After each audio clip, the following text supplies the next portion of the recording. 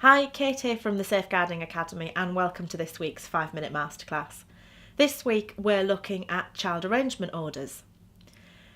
If you are a parent or you work with children, then you may have come across the issue of a child arrangements order. It's an order that's made by the court in relation to children. Child arrangements orders replace what has been known for years as custody and access, later residence and contact. They're an order that says who has contact when and which address a child lives at. It's really that simple. In order to get an order, an application has to be made to the court, and the court deals in evidence and will hear the parties' representations and will ultimately, if a decision or an agreement can't be reached by the parents themselves or carers themselves, will make that decision for the family. If an agreement can be reached, then an order can set out what has been agreed by the parties.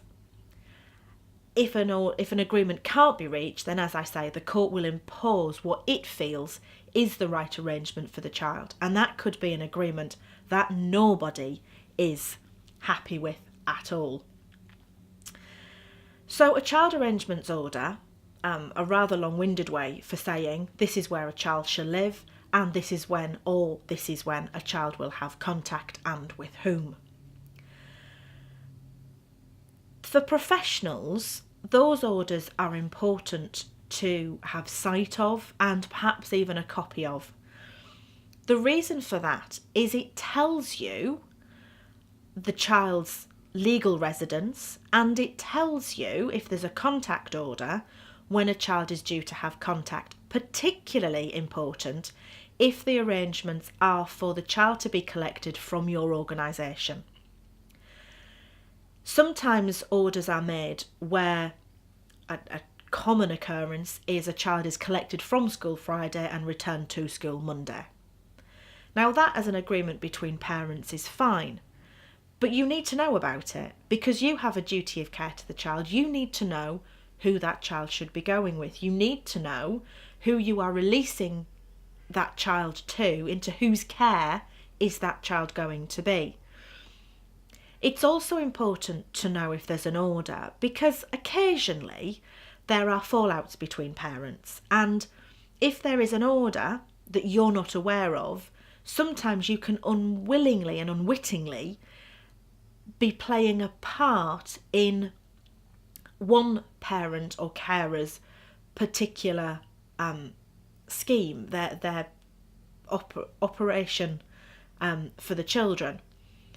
So, for example, if there is a relaxed arrangement that says children are to be collected every other Tuesday, and you know that's the arrangement, then there isn't a difficulty. If that happens to change, but it's just an agreement between parents, you know of the change, isn't really a difficulty.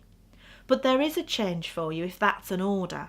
And for example, if the parent with residence of the child decides that that Tuesday contact just isn't going to happen, and so you then can face arguments from the non-resident parent that you are helping that other parent in avoiding contact with the child. So if there's an order, you really need to know what that order says, particularly, as I say, if there is a collection or return as part of being at your office, being at your organisation, your nursery, your school, whatever it is. You need to be aware of that.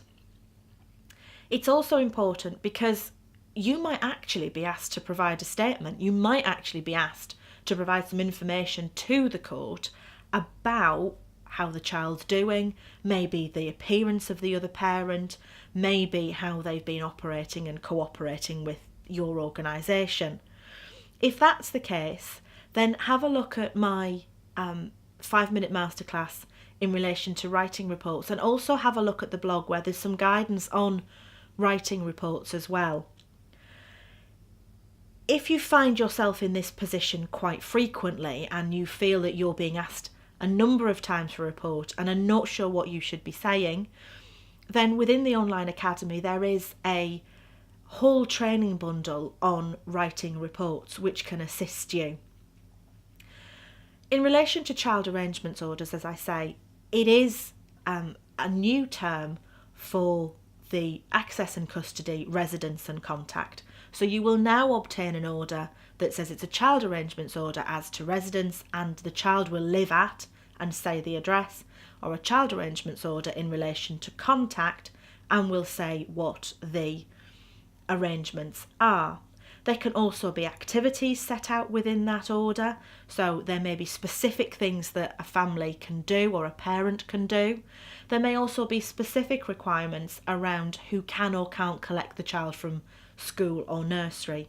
So as I say, you need to be aware of of those arrangements so that you know you're not falling foul of the court order, and that you know that if asked to do so, you can say to the court, this is the information that you have had, and you can protect yourself and your business as much as possible by keeping to the right side of the order, unless a local authority or police force say that that order needs to change.